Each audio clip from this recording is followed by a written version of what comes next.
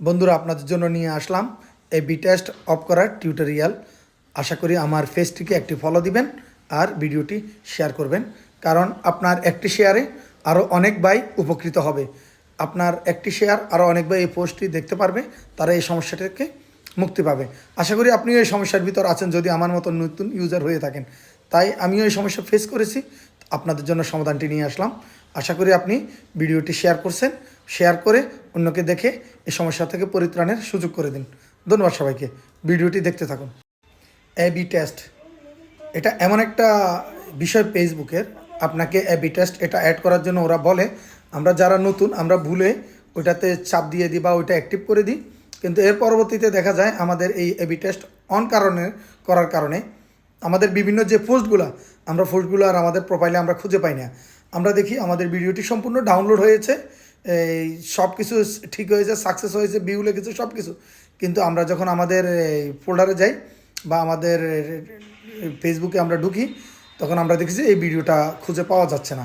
এই সমস্যাটা সমাধান আজকে আপনাদের জন্য নিয়ে আসলাম।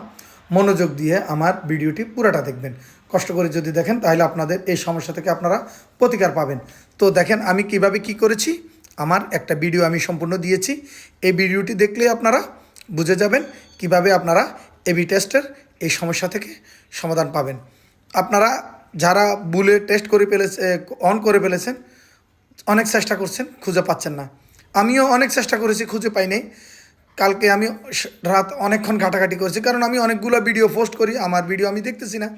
তো অনেক কষ্ট করে ঘাটাঘাটি করার পরে আমি এই ইয়াটি পেলাম, তো সেজন্য আপনাদের সাথে শেয়ার করলাম।